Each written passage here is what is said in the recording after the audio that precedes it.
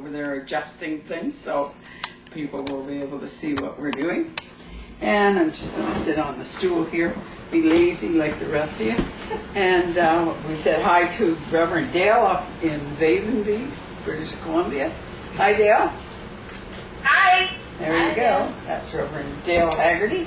And we have a nice little group this morning, and online people, of course, will watch us all week. And we have a little bit of a treat for you this morning, too, is that everybody thought I was going to speak, and then we thought for a while that somebody else from up country was going to speak, and then they couldn't make it. And Sheila came in this morning and said that she's going to speak. So I said, good, I'm going to have a day just to sit in the corner and be in the congregation with everybody and work on the computer. Yeah. So, and Kathy, of course, my MIT, is going to be chairperson. So I'm going to turn over everything to her in a few minutes. So if you like to think that God loves you, and so do we, give your neighbors a hug. Tell them you're glad you're here. We're glad you're here, Dale. Get More hugs, more hugs. More hugs and more hugs. Both. It's like Nick. I'll just pull you guys a kiss over here. You're already in here. I am, everybody. I am. Good. Glad you're here. That will nice today. Yeah.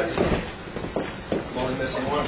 And before we go too much further, for the people that have been in spiritualism for a while, that they know Doug Aikens, he passed away. He had cancer and had quite a battle with cancer for quite a while, and he passed away. He's a member of Lighthouse, and he's going to be sadly missed there because... I think Doug? Yes, yeah. He did a lot of work around that chapel and helped the people. So we're asking for prayers for his family at this time as well. And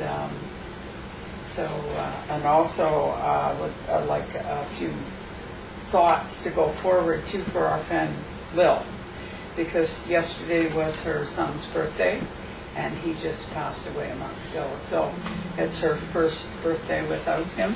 And as I said to her on the phone, there's a lot of firsts, though, and it's very difficult.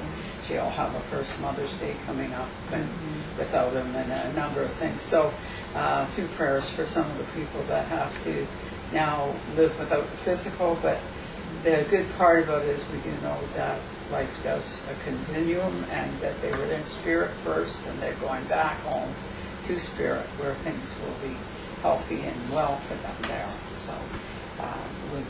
The people that are here, yes, we'll miss, and they will miss them, but we have to remember that it is a short time we have here with them, but we did have that time with them, and to remember and honor them by going forward and doing the best that we can be in the life that we are going on. And there are many people that are in our congregation that have, suffered losses of that nature. And thank God that we have the philosophy that we have.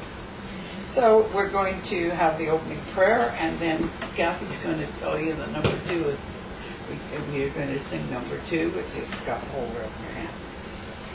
Okay, Heavenly Father, we're so thankful that we can come together and just bring this love through ourselves, refill ourselves each week, take that love to each person that we meet, that each of the people that serve this church as ministers, as congregational members, are going forward, and that they are helping each person that they touch throughout the week.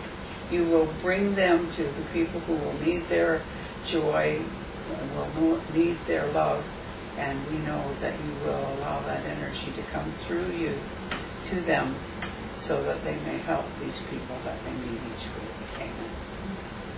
All right, there, Kathy. All righty. So we're going to start with our first song of He's Got the Whole World, number 2. Yeah, that was 2.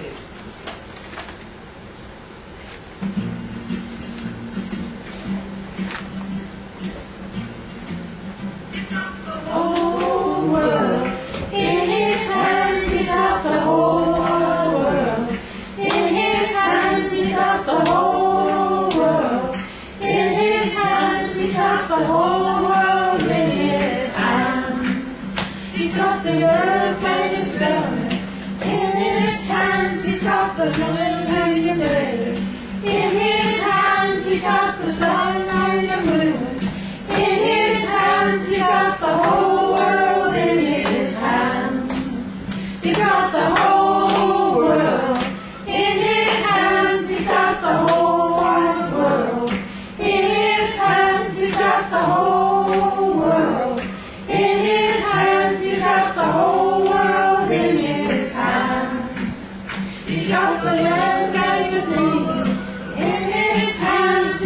stopped the wind and the rain. In his hands he's got the spring and the fall. In his hands he's got the whole world in his hands. He's got the whole world in his hands. He's got the whole wide world in his hands. He's got the whole world in his hands. He's got the whole world in his hands. He's got the young and the old in his hands. He's got the rich and the poor in his hands. He's got everybody here in his hands. He's got the whole world in his hands. He's got the whole world in his hands. He's got the whole wide world in his hands. He's got the whole world in his hands. He's got the whole world in his hands. Wow. Yay! There we go. My We're goodness. just getting better and better every day. We are. aren't We're starting to learn to sing around whatever they sing. That's right. We sing louder than them, Yeah. so we don't hear what they're singing. That's right. That's what I was understanding they were doing, and I just got into it and went with you Yeah. guys. I thought that was awesome.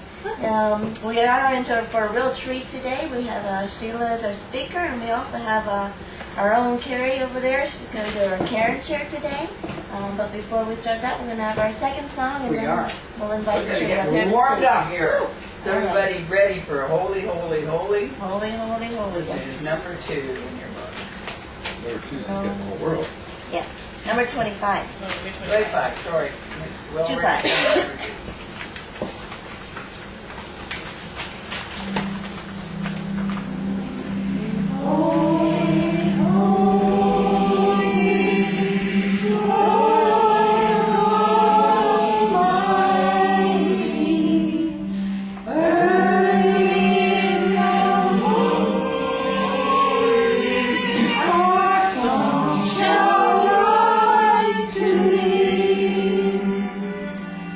Oh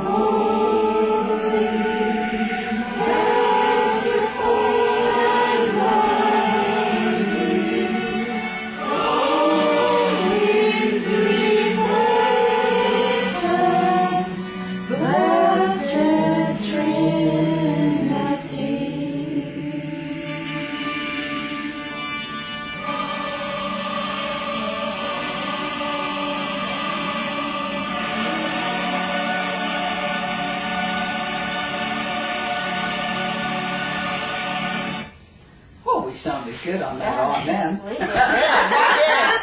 You know, I just looked up the definition of amen in my little pocket dictionary, and I thought it was really interesting. I says, oh, so that's what it means. And it says, and so it is. And I thought, wow, that's so great. I've been using amen for all my life as far as I can remember, but to actually know what it means now puts more meaning in it for me when I say it, you know. It's like, wow, okay, good. A lot of people say, oh, man, why don't we say all women? Because all women wouldn't mean the same thing. No, that'd be a cackling good time.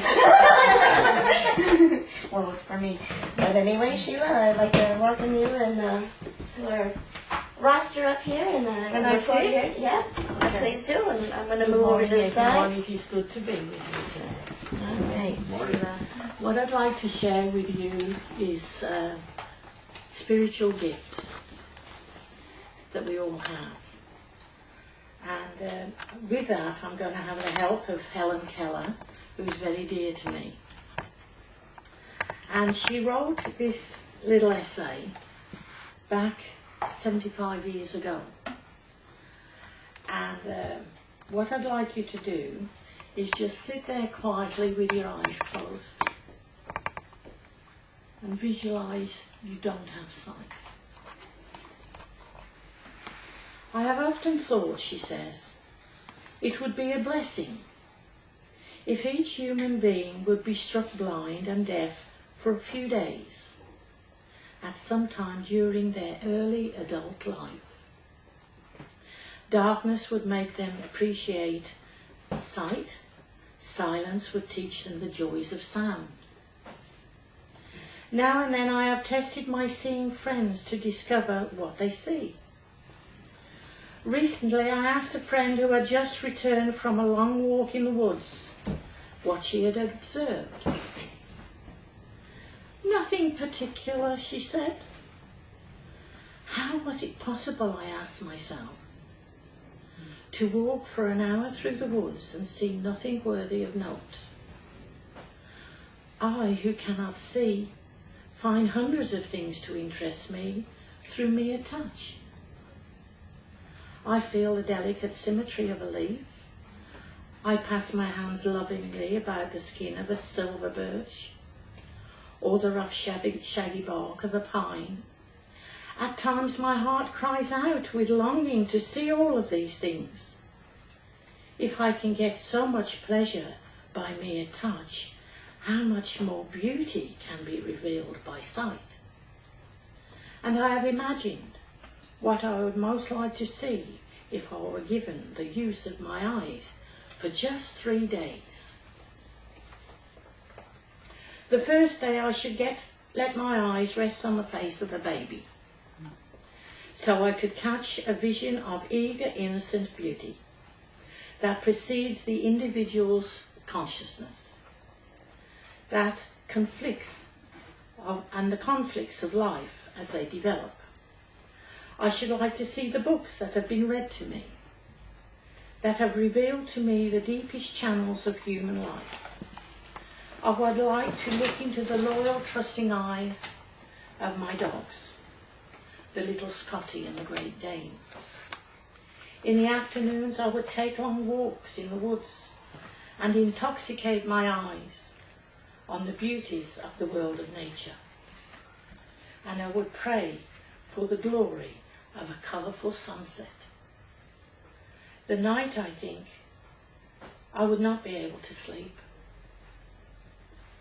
The next day I would rise with the dawn and see how the thrilling miracle which night is transformed into day. I would behold with awe the magnificent panorama of light with which the sun awakens the sleeping earth. This day I would devote to hasty glimpses of the world, past and present. I would want to see the pageant of man's progress. So I should go to the museums, where my eyes would see the condensed history of the earth. Animals and pictures of men in their native environment, gigantic carcasses of dinosaurs and mastodons that roamed the earth before man appeared. With his tiny stature and powerful brain to conquer the animal kingdom. My next stop would be to the Museum of Art. I know well through my hands the sculptured gods and goddesses of the ancient Nile. I have felt copies of the Parthenon friezes. I have sensed the rhythmic beauty of charging Athenian warriors. The gnarled beard features of Homer are very dear to me, for he knew blindness. So on this second day, I would try to probe into the soul of man through his art. Artists tell me that for a deep and true appreciation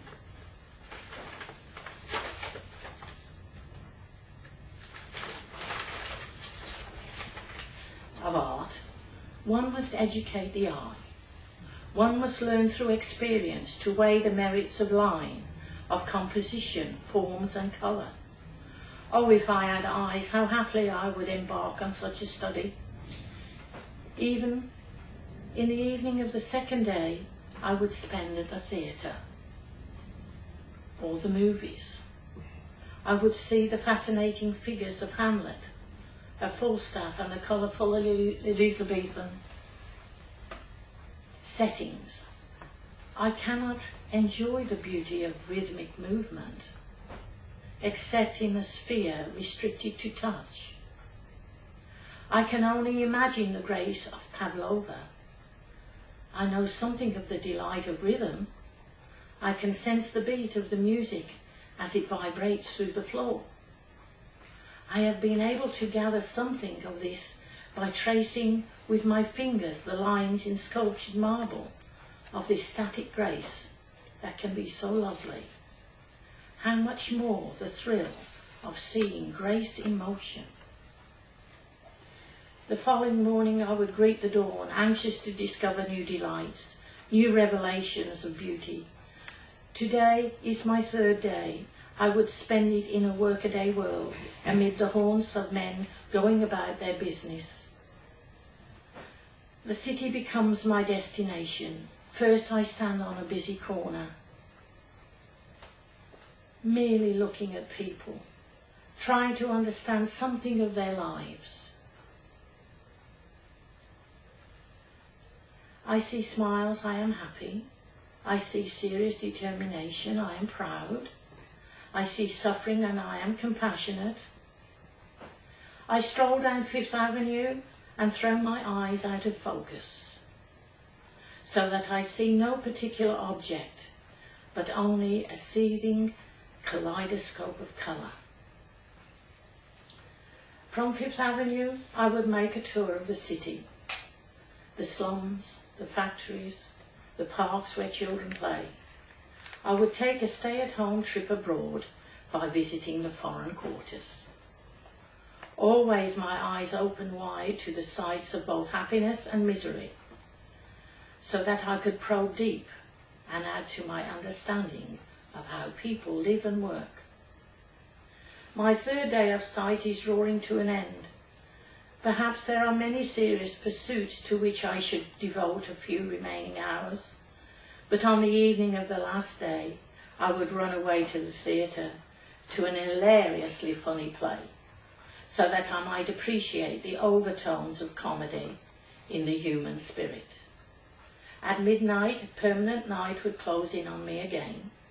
Perhaps this short outline does not agree with the programme you might set yourself if you knew that you were about to be struck blind.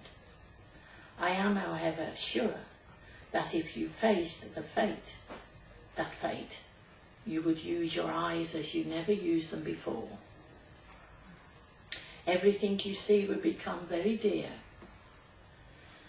Your eyes would touch and embrace every object that comes within your vision.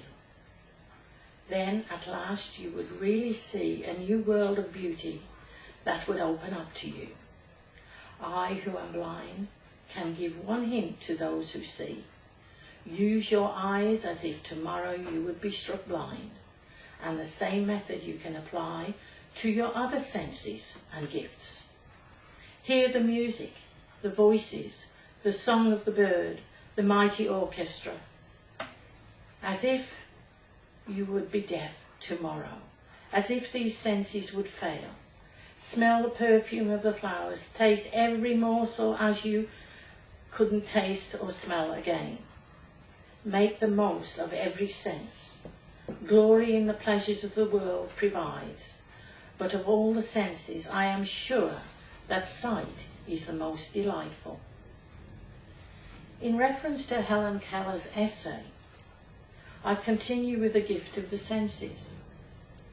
Sight, hearing, touch, smell, taste. Each in themselves are great gifts to our physical bodies. But our greatest gift is our spirit, the life force that God gave us to make them all work so well.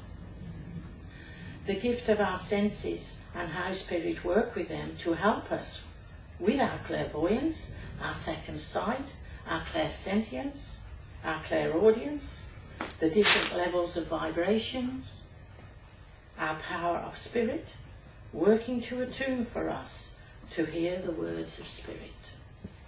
Our clairsentience, the way spirit brings us familiar things to use through these senses, which register in our minds.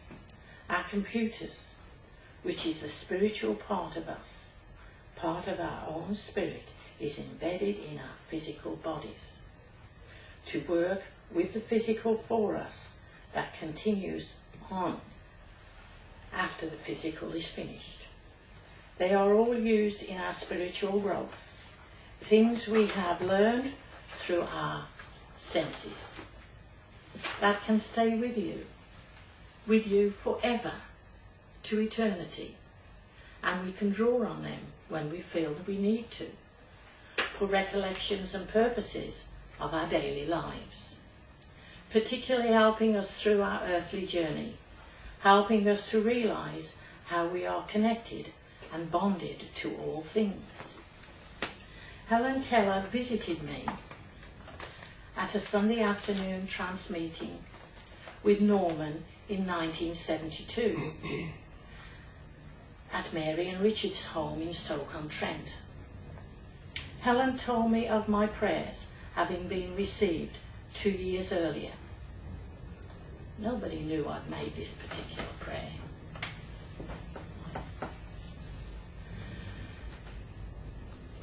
During which I had heard, it was 1970, when I'd heard this commentator on the 6 o'clock news report on the Biafran War, and that there were hundreds of children that were having to be left to die of starvation. And the doctors were having to decide which of the children they could most help. Which of the children looked as though they had a chance to recover from that state that they were in. And the others that could not be helped were to be left to die. I just could not believe it. At that time that this was happening, I went quietly to my bedroom and I prayed for the children that were being left to die. I asked the great power of the Spirit to take care of them, that they should not have fear, that they should be received in the greatest love in their passing. Helen told me through Norman that she had brought 6 of those children to be raised with my son in my home, with the Great Spirit's blessing. I've been told by my guides that they still receive my thoughts of love, and they are all doing well and advanced now in the world of spirit, on their path to find the Great Father. Just think, that is how we are all connected, that I had that gift to me of sharing their life with them through my senses. I have sensed them, I have seen them, when I have asked and think about them. What a magnificent gift is our senses. Thank you for listening. I'd like to show you that is Helen, how she used to realize what things were by touch. Okay? So thank you. I hope you've enjoyed that. Thank you. Thank you very much, Sheila. That was beautiful, and it does remind me of things that, you know, we can't escape the atrocities that happen on our planet. Even if we try, you know, they come up and we see them and we wonder, like, how do we deal with this, you know? Why is this stuff going on in our planet, you know? And my take on that is that we can only face it with love. You know, we can't face these atrocities with hate, because then that's just going to create more hate in this world. But if we face it with love, I mean, even if you go to just the little movie of Star Wars, you know, and Darth Vader and Luke Skywalker, that's how he, you know, won over Darth Vader. He didn't win over him by, you know, Darth was always trying to take, you know, bring the hate, the dark side, so to speak, but Luke kept his love and his positive side, and eventually, you know, I know that's just a movie, but life imitates movies, and movies, you know, and art and all that stuff, and that's how I face it. Like the girls that were kidnapped, and they're saying that they're going to have to marry their kidnappers, and you know how, you know, that's what my take on that is, that I'm just going to send love to all. That's all I can do, because if I had more power, I would do more. But right now, where I'm at in my life, I can only face it with love, even towards the captors that are doing these horrific things, and that hope that they, you know, that the love gets in them and they realize, you know, what they're doing is not right, and one that they thing change that I it. have realized, one lesson I have learned from this particular incident, Yeah, is that when you pray and ask for something, if the world of spirit can use you to give what you ask for, they use you. good. Because it's your growth. Yes. You are helping your own spirit grow. Yeah. You have asked for it, your intent is there, and you give your love. Yeah. And if there's any way else that they can bring things around by using you, the world of spirit will do that. Absolutely, I agree. Very good point. And about being thrown into blindness, I feel like in the year 2002, I was kind of thrown in that world of blindness, because I left a marriage that I wasn't happy in, and all I was able to take was a futon mattress. I got a nightstand and just some of my personal belongings, not all of them. And I rented this little basement suite, and I felt like I had nothing. My kids weren't talking to me at the time because of the situation. I felt very alone. I felt like I was blinded. And that's what Helen Keller talked about there, is where was my saving grace, is that I found the simple things to be thankful for. And I started with my sight and hearing and all that, you know, just the breath within me. So thank you very much for sharing that with us. As you all know, that we are a healing ministry, and that leads us into, we do have a healing bowl here for anybody that we can have some paper here that you can put their name in it. You don't have to put a last name. God knows who you're talking about. And as soon as that thought is put out there, prayer is sent, and the work is on its way. We're also going to have our healing meditation, and so we're going to get Barbara to start that up for us, and I just invite you to relax and enjoy. Find a comfortable position and take your thoughts inward and upward to a little spot in the universe where God resides and healing begins. Allow the energy to move through the tips of your toes, moving upwards, swirling round and round the body, and allow it to come up through the top of the head and flow over the body like a gentle summer rain. As you breathe in again, feel the energy bringing alive all the cells in the body that work together with all of the organs. And allow those organs to be like a wonderful symphony concert orchestra that play their instruments independently, but they play with such harmony and such rhythm that they are working for the whole beauty of the piece they are playing. And as you breathe the energy in and revitalize all of the energies in the body, in the cells, and the organs, know that you are doing that to bring healing to the whole.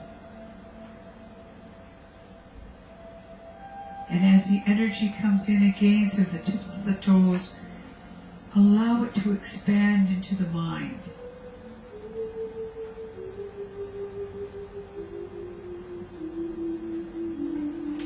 Let the mind open and be receptive.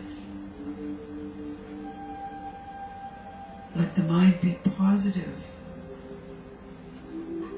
and be healthy,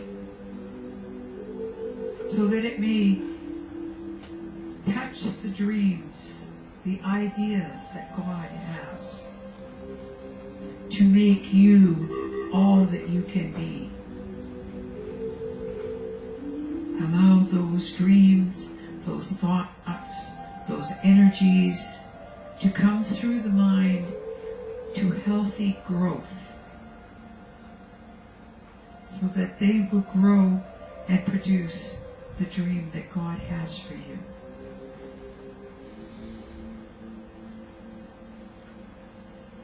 Breathing in again, allow yourself to come in touch with the Spirit, that part of yourself that is always perfect. And allow the Spirit to communicate to the mind and the body what it needs for this journey that it is having in this physical existence.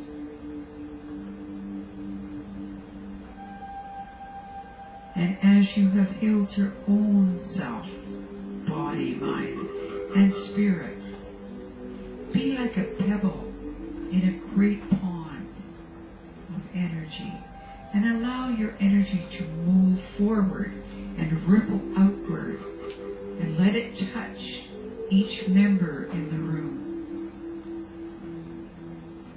And joining together, allowing the energy to draw through everyone to facilitate the healing.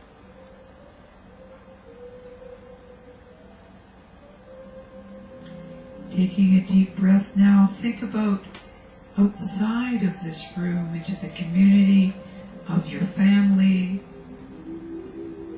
the community around you, of your teachers and your leaders, and allow that energy to ripple out and touch all of them, so that they too may experience the wonderful healing,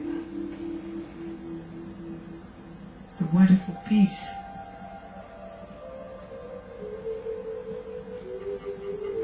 Allow that energy now to go forward into the world, and not only touch the world's leaders, but to touch the animals, the vegetation, the waters, the atmosphere, so that they may be healed.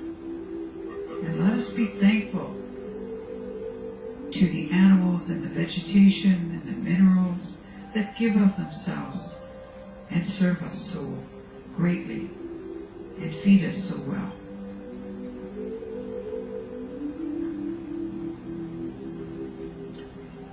Allow us now to reach out into the universe, into other parts of the universe that we are not familiar with. For many mansions in God's world that we are not aware of every room in every mansion. But we send love and we send caring, for God promises us that love and healing is never ending. And all we need to do is ask, and the energy will follow the intention of the thought, and the healing will begin.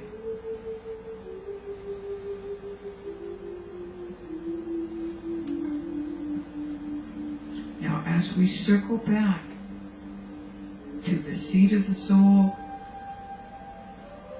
take a few moments just to sit quietly before you come back to your everyday workaday world, to enjoy the tranquility and the peace of the healing area of your garden, the inner garden of healing.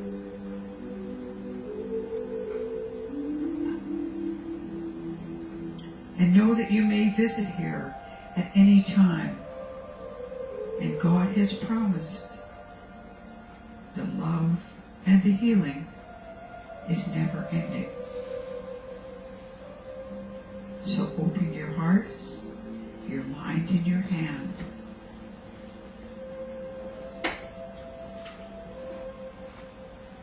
God bless you, and He sends His angels to keep after you.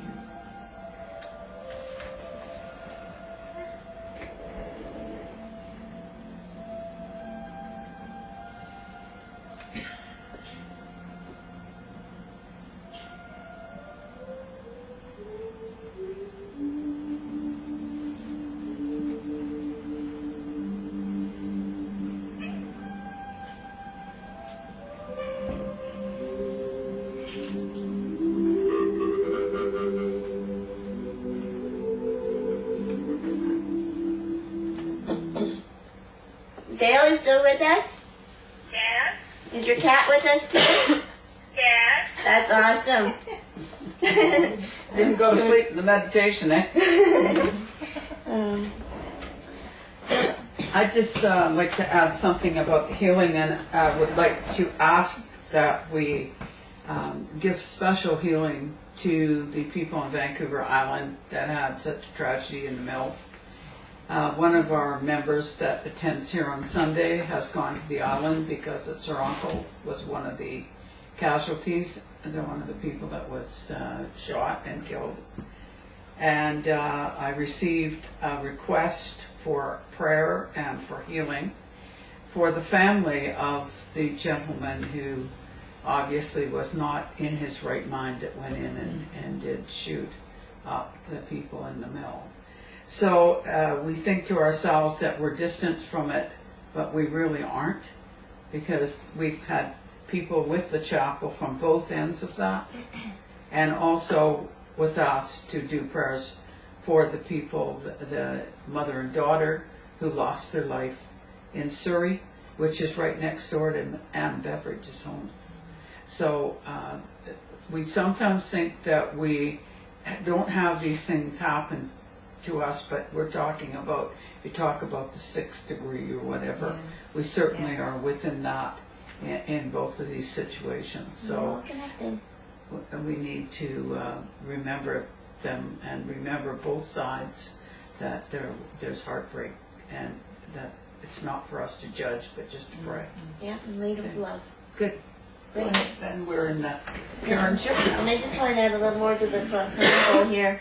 And my first year coming here, sometimes actually just putting me on a piece of paper, because and it's helped. It's really helped out my life. And don't forget yourself. And yeah, you know, if you're not willing to ask for something, then you're more than likely not going to get it. So, you know, be willing to ask for what you need. And I've actually acquired more girlfriends in my life that actually, you know, speak when they're uncomfortable about something, you know, and I really like that. And when they do, I thank them. Oh, thank you for letting me know, because if I didn't know, I wouldn't know to close that door that you were cold. So, you know, so acknowledge what you're feeling inside, and let your family and friends know so they can help you if they can. And that that's our healing. The announcements that we just have is that Well, next we Sunday do is the care and Mother's share Day. first Who's anyway. just on here announcements? Oh, well. Who knows what I do? I don't want to miss a part, so I kind of just keep following the map, okay? And our announcement that I know that I want to share is that Mother's Day is next week, and we're going to have a wonderful Mother's Day service, and I hope you can make it out. And I know Barbara and I need to get together. We've been talking about, well, you've been mentioning that you want to have a workshop on maybe prosperity and balance. Yeah, balance, life and prosperous living. Yeah. It seems that a lot of people are really having difficulty with that. Yeah. And, you know, the thing is that people don't realize that they say, oh, I want to be prosperous. They think money. I can remember first book Ozzy ever read on this type of thing was Think and Grow Rich. And we had a store, and we used to have, people used to bring their books in, secondhand books, and we would buy them off them for whatever it was, 10 cents, and we'd sell them for 20 cents, 5 cents, or whatever the case may be. And this book came in, and he thought it was going to teach him how to become a rich man, and found out that it is teach him how to be a rich man, but rich in all aspects of your life, and not, it's not, prosperity is not just money. That's right. Yeah. That's right. And now we will have our caring share, and I'd like to welcome Carrie. Yay! And share with us. Sure.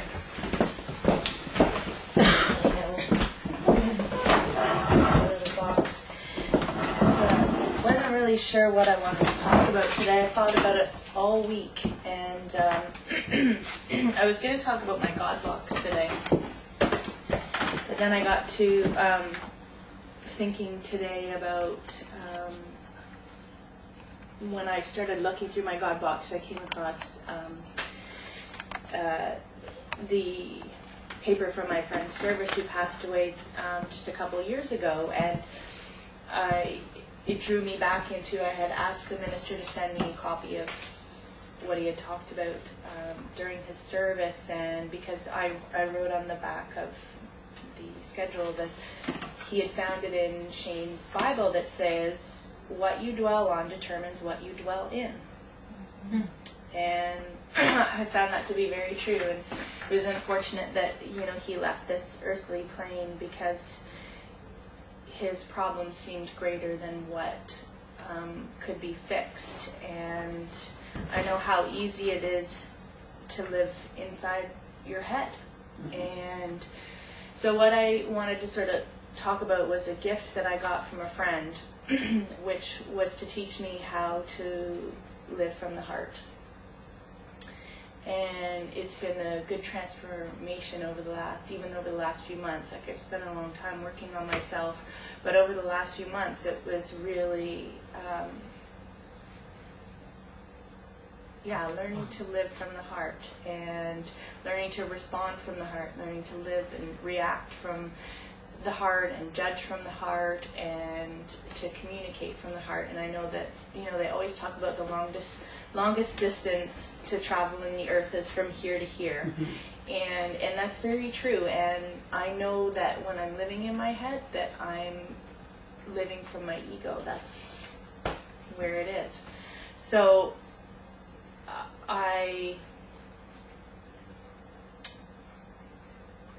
one of the things that I know today to be true for me is that when I'm acting in my character defects or outdated coping mechanisms, whether it's being resentful, angry, critical, judgmental, maybe self-righteous, avoiding problems, it's because I'm not living in God's will.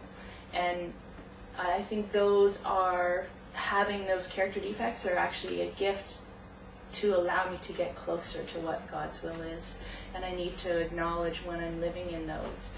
And one of the other gifts that this particular person showed me was that I react in all those little ways. It's like a tree, and from the trunk are my 4 wrongs, which is selfish, dishonest, fearful, and resentful. And from those 4 things, if I don't deal with those 4 things as they come up, it's like a tree, and it just grows out and branches out, and then suddenly I'm being judgmental, I'm being angry, I'm being critical, I'm being self-righteous, I'm being everything that I don't want to be, everything that is what is my will and not what God's will is.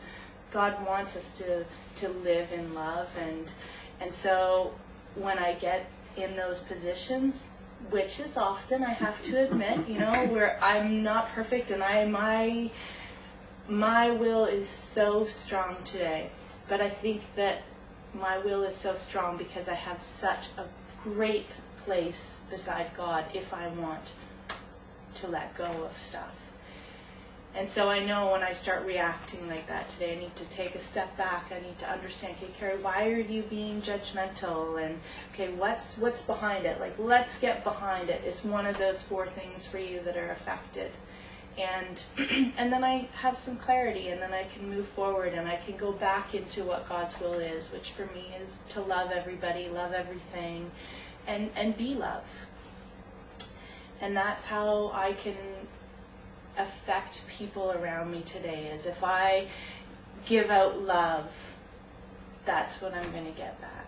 It's like, praying, I think, for the people and sending love to people all over the world, is that's what we get back when we put that out there. So I'm just really grateful today.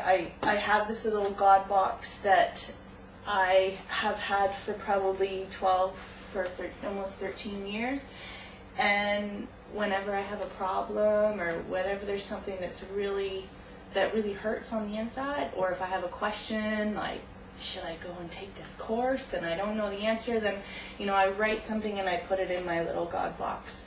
And the interesting thing is that now nothing ever comes out of the God box. Things keep going in there, but now I can go through and pick out the papers and look and see where my life has gone over the last 12 years, that the things that I thought were important to me 12 years ago aren't the things that are important to me today. So I can see that, things, possessions, those were the important things to me 12 years ago. Today, when I go through, because everything's sort of filed, it's the people.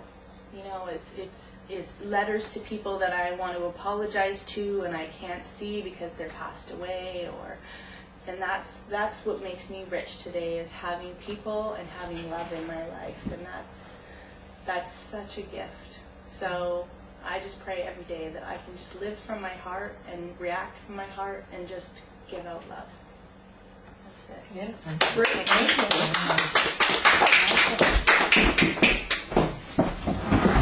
Carrie, I feel like we're kindred sisters here. I mean, when you said the word organized, that's like my gratitude box. It's actually organized and going around in a circle and stuff like that. My husband would be laughing because he always mocks me and how I'm organized and I have a label for everything. But other people, actually, when I show them, I made my drum and I put labels on my drum because what the moose hide represents and everything like that, and the day I made it and everything. And there was a great gift that he gave me, the labeler, so I might as use it. Now on a laminating machine. Exactly. And so that leads us into, I just want to wish everybody, whoever's coming up that has a birthday or an anniversary, and could we maybe sing that song? Does anybody have any birthdays or anniversaries coming up? Well, somebody online will certainly Yeah, have. yeah. And, as I say, we like to help Lil through her time with the birth of her baby. Yeah. Because that boy is always her baby. That's Well, and my niece just got married. Her and her wife got married, and the 2 wives in California. And so that's something to celebrate. This is the first anniversary. They're creating an anniversary, and so. Happy birthday, we love you. Happy birthday, and may all your dreams come true. When you blow out the candles, one light stays aglow. It's a love light in your eyes wherever you go. Happy birthday! Happy birthday, happy anniversaries, and I'd like to give a special thanks to Carrie and to Sheila, who have given us an absolute fantastic service. Was really great, don't you think? Oh, it was fabulous. We didn't know it was all going to unfold this way. Actually, you and I were supposed to be. be doing this, and look at Sheila came in and said, I wouldn't mind. Yeah, And it was I've been asking Sheila for a long time. And then we had Vicki join us today, which was really nice because Sheila and Vicki know each other from other services and other churches. And so It was nice that you were here to Thank hear you. her. Yeah, one of the secrets to happiness in life is being flexible. You know, you can have a plan, but don't be in love with that plan. Exactly. That you can't change, you know. And Exactly. you just let it Every go. change, it can always change. Yeah. Yeah, and know something that when it changes like that, I know when I used to speak years ago, I'd be going to church, and Ozzy'd be driving, and I'd be going to my books, and I'd be thinking, oh, what am I going to talk about? I think I'm going to talk about this, and I get there, and the whole thing would change. So, and it changes because whoever's in the congregation needs whatever's said. That's what I came to find out. Absolutely. That if it changes, it's because it's supposed to change. That's right. Yeah. I agree. Yeah, and as it is. Yeah, as it is. Yeah, exactly. As it is. Amen. There you go. And that leads us into we're going to have some facilitating. Yeah, we're gonna just go in a circle. We're gonna circle. And well, as we do that, we will talk to Dale. Dale, we have a group here this morning. Some of the old group, but do you remember Vicki Damon? Yeah? Yeah, Vicki's here. Hi, Dale. Hi. So we're going to join into a circle, and everybody's going to get a message. Or everybody may be getting messages. We don't really know. So, shall we start with Dale, since she's done nothing already? So we're going to answer our names for her? Like we Sure. did last week? And we'll do that. And We'll we'll- start over here. Yeah. And we have Linda. Linda's here. You just have to Vicky? introduce yourself. Oh, Vicky. Damon. It's Carrie. Hi, Dale. It's Patrick. Hi, Patrick. Sheila. So, Barbara, and And me, Kathy. there you go. All right. And so we're going to start off. Do you have a feeling about anything? I feel there's a lady coming in for Vicky. Which I knew already. Oh, good. Thank you.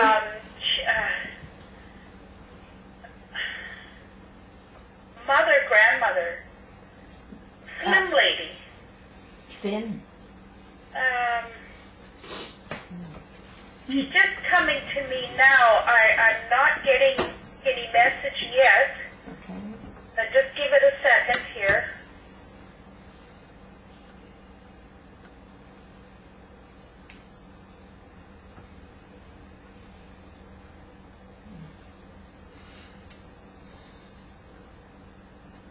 I'm getting something to do with flying. Well, it's my mother-in-law, I think, but she's not thin. Nobody's thin. Okay, but it's what she is saying to me is